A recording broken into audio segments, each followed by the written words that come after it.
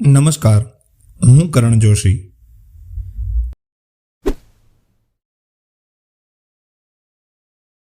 જનશ્રુતિ પ્રમાણે ઘણા લોકો માને છે કે ભગવાન શ્રી કૃષ્ણની ત્વચાનો રંગ કાળો અને શ્યામ છે.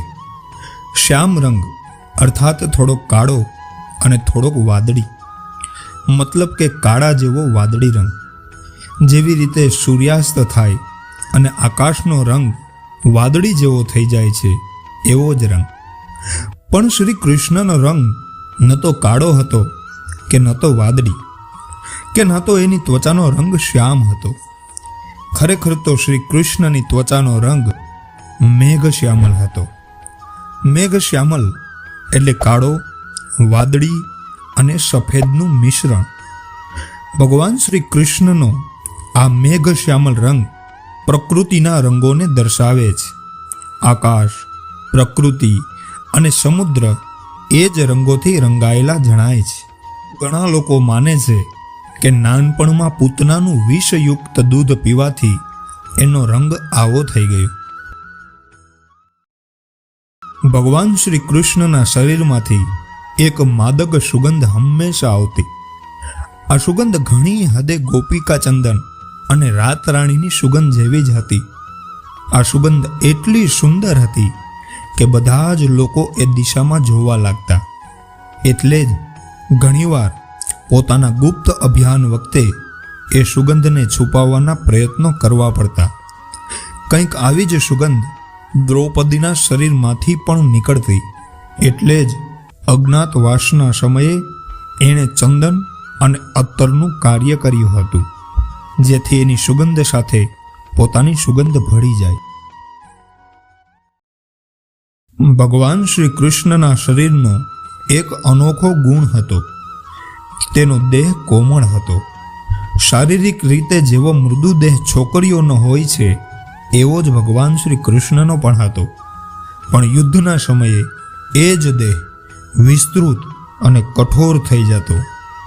એવું મનાય છે કે આમ થવા પાછળનું કારણ એ હતું કે શ્રી કૃષ્ણ યોગ વિદ્યામાં અને કલારી પટ્ટુ વિદ્યામાં પારંગત હતા. શ્રી કૃષ્ણ પોતાના દેહને ગમે તે પ્રકારે બદલી શકતા હતા. એટલે જ સ્ત્રીઓ સમાન દેખાવવાળું તેનું શરીર યુદ્ધના સમયે અત્યંત કઠોર લાગવા લાગતું હતું. આ ગુણ કર્ણ અને દ્રૌપદીમાં પણ હતો.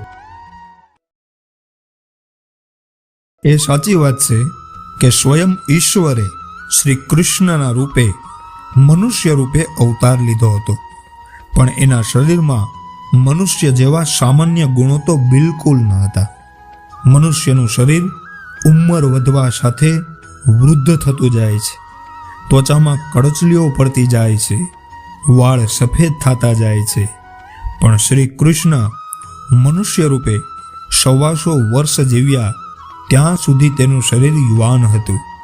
જ્યારે તેનો દેહ ત્યાગ થયો ત્યારે ના તો એના વાળ સફેદ હતા કે ના તો શરીર ઉપર કોઈ કડચલી હતી. ભગવાન શ્રી કૃષ્ણનું રૂપ અદ્ભુત હતું. એનો ચહેરો, એનું સ્મિત મનમોહક હતું. એના વાળ કાળા રંગના અને વાંકડિયા હતા, જે એના ખભા સુધી લાંબા હતા. એની આંખો મોટી અને સુંદર હતી. એવું કહેવાય છે કે શ્રી કૃષ્ણના દાંત અને દાંતની ગોઠવણ એટલી વ્યવસ્થિત હતી કે જ્યારે હસતા ત્યારે ભલભલા લોકો પણ ભાન ભૂલી જતા.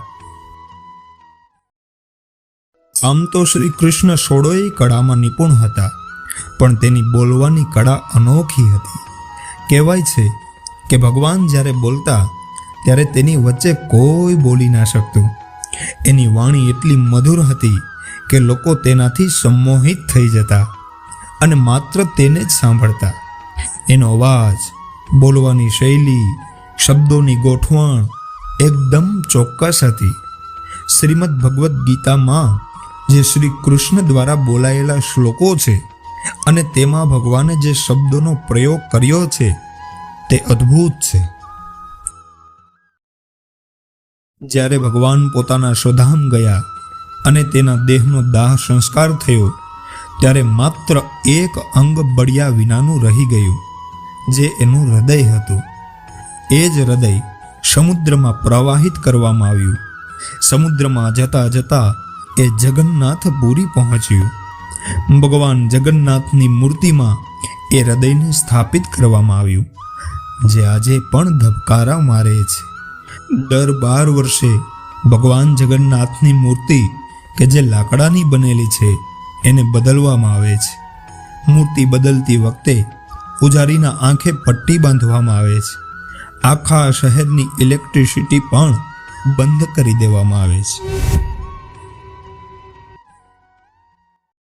આજના સમયે જેને માર્શલ આર્ટ કહેવાય છે, એના જનક શ્રી કૃષ્ણ જ હતા. પહેલાના સમયમાં માર્શલ આર્ટને કલારી પટ્ટુ વિદ્યા કહેવામાં આવતી.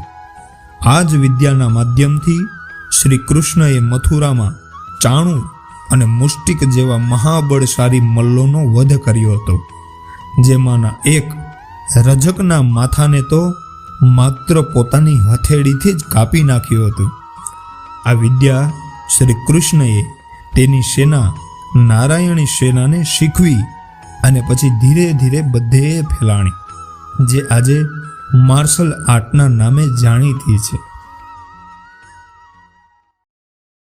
સામાન્યતઃ એવી ધારણા છે કે અર્જુન સર્વશ્રેષ્ઠ ધનુર્ધર હતા, પણ હકીકતે શ્રી કૃષ્ણ ધનુર્વિદ્યામાં સર્વશ્રેષ્ઠ હતા. મદ્ર દેશની રાજકુમારી લક્ષ્મણાનો જ્યારે સ્વયંવર થયો, ત્યારે આ સ્વયંવરની શરત અત્યંત કઠિન હતી. પાણીમાં માછલીનું પ્રતિબિંબ જોઈ અને એના ઉપર તીર ચલાવવાનું હતું.